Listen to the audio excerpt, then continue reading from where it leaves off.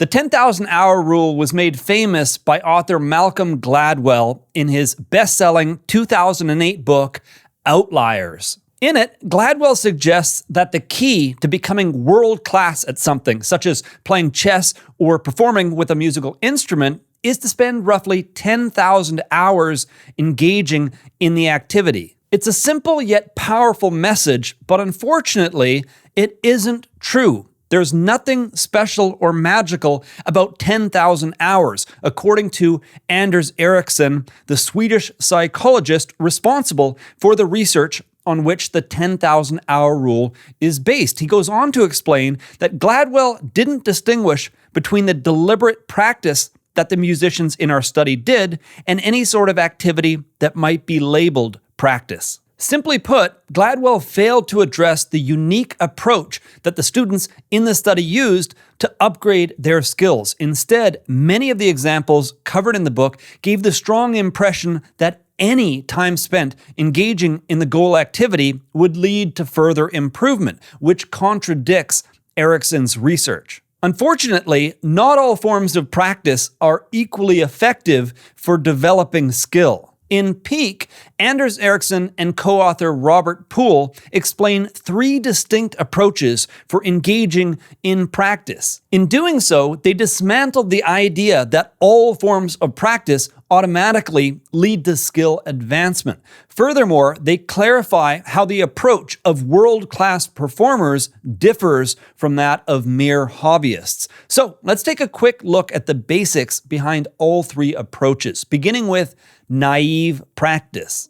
This approach is built on the misguided belief that time spent leads to mastery. When people first set out to develop a new skill, such as playing basketball, they focus on developing the fundamental skills, such as dribbling, shooting, and passing. But from there, they may simply focus on just shoring up a few weaknesses so they can reach an acceptable level of performance. That way, they feel comfortable playing with their peers. However, it's at this point that most people reach a plateau. They no longer focus on developing specific skills and instead settle into a familiar routine of both playing and perhaps practicing the game. As a result, they see little to no further improvement in their abilities. In some cases, depending on the pursuit, their skills may even slightly decline over time. Next up, we have purposeful practice. This approach is focused on the achievement of specific, well-defined goals. It involves getting outside of one's comfort zone to learn a new skill in a focused way with clear goals, a plan for achieving those goals, and a way to monitor progress over time. Unlike naive practice, it requires clear expectations and total focus. The quality of the practice matters much more than the quantity of time spent. According to Anders Ericsson, the hallmark of purposeful practice is trying to do something you cannot already do. It involves practicing new skills repeatedly, focusing on exactly how you are doing them, where you are falling short, and how you can get better. Key to all of this is gathering reliable feedback so you know whether or not you are actually improving. Now, last but not least is deliberate practice. This approach follows the same core principles of purposeful practice. The key difference is that it's informed and guided by the best performers' achievements and a deep understanding of what they did in order to excel. In the words of Anders Ericsson, deliberate practice is purposeful practice that knows where it's going and how to get there.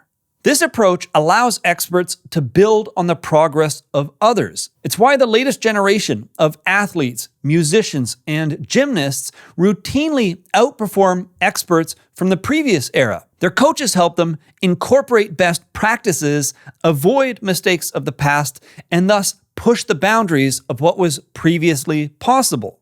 Now, it's worth noting there are relatively few fields in which deliberate practice can be applied in the strictest sense. These include, but are not limited to, playing chess, learning musical instruments, playing sports, and other Olympic-level competitions such as gymnastics. In each case, the underlying skills are well understood, and effective training methods have been established that predictably lead to mastery. With that said, it is possible to apply the same basic approach to less developed pursuits. As Anders Ericsson explains, this often boils down to purposeful practice with a few extra steps. First, identify the expert performers, then figure out what they do that makes them so good, then come up with training techniques that allow you to do it too.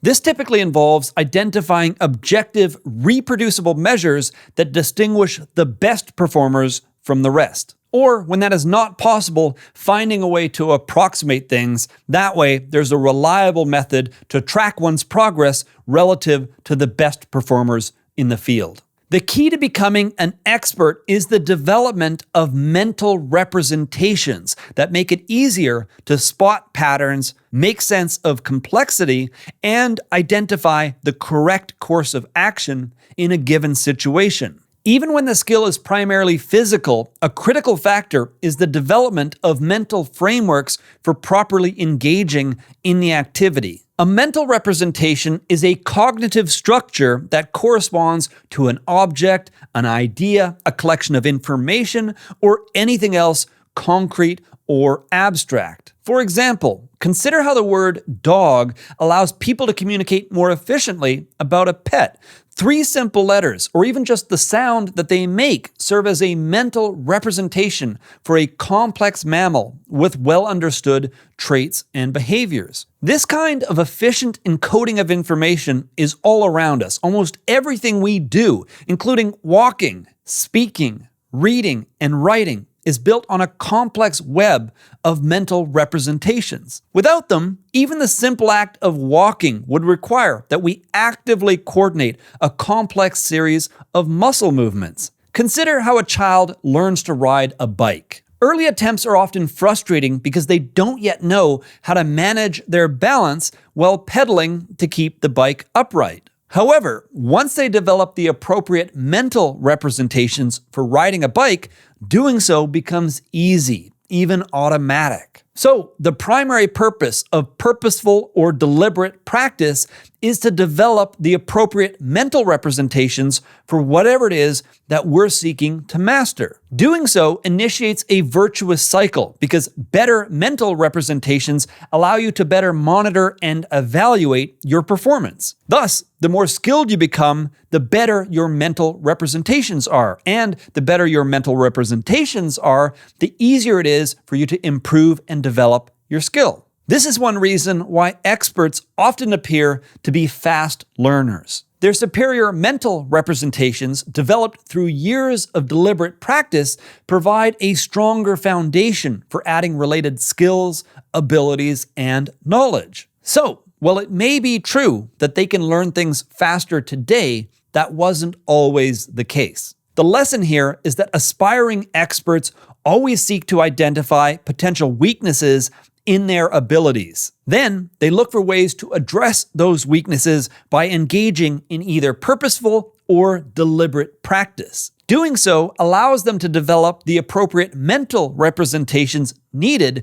to advance their skills or deepen their expertise. So, with everything that we've explored thus far, here's what Malcolm Gladwell and his 10,000-hour rule got right and what it got wrong.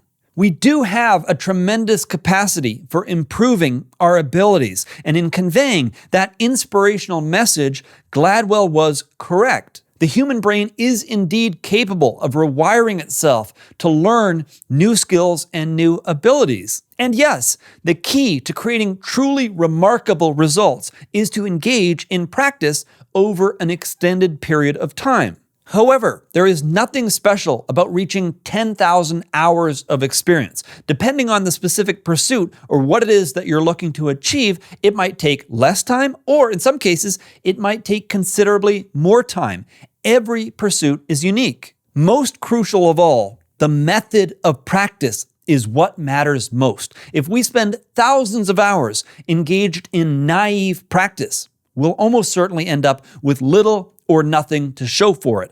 Whereas, if we direct that same energy towards purposeful or deliberate practice, we can develop the mental representations needed to become a master in our field. That is the path that we must follow to become a world-class expert or a world-class performer.